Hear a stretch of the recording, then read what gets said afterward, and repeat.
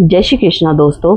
आज हम 14वें अध्याय को श्रवण करेंगे। श्री भगवान ने कहा, फिर भी ज्ञानों में श्रेष्ठ ज्ञान मैं तुमको कहता हूँ, जिसको जानने से सारे मुनिजन मोक्ष रूप परम सिद्धि को प्राप्त हुए हैं। इस ज्ञान की सहायता से मेरे स्वरूप को प्राप्त हुए लोग सृष्टि के समय जन्मते नहीं और प्रलय काल के में कष्ट नहीं पाते। हे अर्जुन, पर ब्रह्म मेरी योनि है, मैं उसमें गर्भ को रखता हूँ और उसमें भूतों की उत्पत्ति होती है।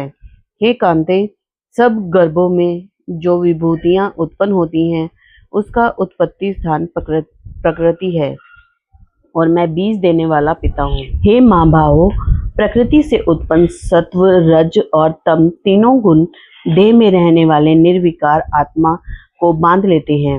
हे अनग, इनमें तत्व निर्मल होने के कारण प्रकाश और निरूप द्रव है, जो प्राणी को सुख और ज्ञान के साथ बांधती है। हे कांते, रोगात्मक रजोगुण से तृष्णा आसक्ति उत्पन्न होती है, जो प्राणी को कर्म के साथ बांधती है। तमोगुण की उत्पत्ति अज्ञान से है, यह नर्म आलस्य निद्रा से प्राणी को बांधता है। हे अर्जुन, सत्व सुख उत्पन्न करता है, रज कर्म पैदा करता है तथा सब ज्ञानों से को ढक कर प्रमाद पैदा करता है।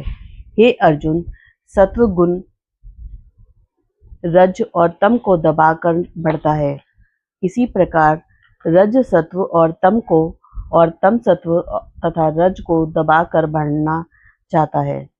इस देह में इंद्रियों द्वारा सब ज्ञान का प्रकाश उत्पन्न हो, तब समझिए सत्व गुण की विशेष वृद्धि हुई है। हे कांते, रजोगुण की वृद्धि में लोभ, कर्मों में प्रवृत्ति, कर्मों का आरंभ, अशांति और इच्छा उत्पन्न होती है।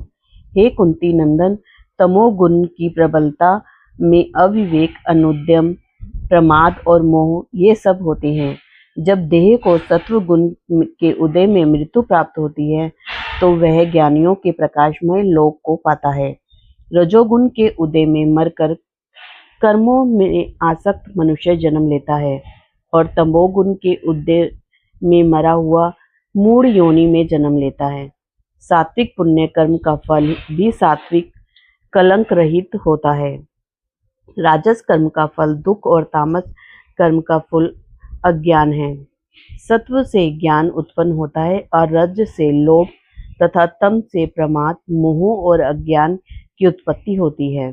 सात्विक पुरुष को उत्तम, राजस को माध्यम और अधम तामसी लोगों को नीच गति प्राप्त होती है। जो दृष्टि गुणों से अलग अर्थात निर्गुण साक्षी मात्र आत्मा को जान लेता है, वह मेरे रूप को प्राप्त होता है। जो देह शरीर में उत्पन्न होने से सत्व, रज, तम इन तीनों गुणों को जीत लेता है, वह जन्म, मृत्यु और बुढ़ापा और रोग से छूटकर मुक्ति पाता है। अर्जुन ने पूछा, हे प्रज्ञ, कैसे मालूम हो कि अमुक मनुष्य ने तीनों गुणों को पार किया है? उसका क्या बर्ताव है? किन उपायों से वह तीनों गुणों को त्यागता है? हे पांडव, प्रकाश, प्रवृत्ति और मोह होने से जो दुख ना हो और निवृत्ति होने से उनकी इच्छा ना हो, उदासीन मनुष्य के समान जिसको सब दुखी समान है और गुणों के कर्म होते ही रहते हैं, यह जानकर जो निश्चिंत रहता है और कभी विचलित नहीं होता, जिसको सुख और दुख, मिट्टी, पत्थर और स्वर्ण, प्रिय और अप्रिय, निंदा और स्तुति समान है, जो धीर है, जिसने सब बखेड़े छोड़ दिए हैं, उससे गुना अतीत कहते हैं। जो अनन्य भक्ति से मुझे पूछता है, वह तीनों गुणों को जीतकर ब्रह्म भाव को पाता है, क्योंकि ब्रह्म का और विकार रहित मोक्ष का, सनातन धर्म का और अखंड सुख का भंडार मैं ही हूँ। जय श्री कृष्णा दोस्तों। अब हम 14वें अध्याय का महात्म पढ़ेंगे। श्री नारायण जी बोले, हे लक्ष्मी, संकल्प द्वीप का राजा एक दिन शिकार खेलने को चला और भी राजा शिकार खेलने साथ चले। संकल्प द्वीप के राजा ने दूसरे राजाओं के साथ शर्त बांधी कि जिसका कुत्ता शिकार मारे सो लेवे। सब राजाओं ने अपनी अपने कुत्ते छोड़े। तब एक सुरैया निकला, उसके पीछे कुत्ते दौड़े। सुरैया दूर निकल गया और कुत्ते पीछे रहे। संकल द्वीप द्वारा राजा के कुत्ते ने सूर्या को पकड़ा। लोगों ने शोर किया कि कुत्ता ददीता हो गया है और सूर्या फिर भागा। कुत्ते के दांत सूर्या का लगे थे। रुधिर टपकता जाए, सूर्या भागा जाए और कुत्ते पीछे रह गए। भागते भागते वन में एक कच्चा तालाब पानी में भरा था। वहां साधु रहता था। उस तालाब में सूर्या जा गिरा और पीछे से वह कुत्ता भी जा गिरा। इतने में राजा भी घोड़ा दौड़कर वहां पहुंचा तो देखा कि दोनों तालाब में मरे पड़े हैं और देवदेही पाकर बैकुंठ को चले हैं। राजा को देखकर उन्होंने कहा, हे राजन, तू धन्य है, तेरे प्रताप से हमने देवदेही पाई। राजा ने पूछा, यह कैसे? तब उन दोनों ने कहा, हम नहीं जानते थे, इस जल के छूने से हमें देवदेही मिली है। राजा ने कहा, मैं धन्य भाग जो तुम्हारा उद्धार हुआ।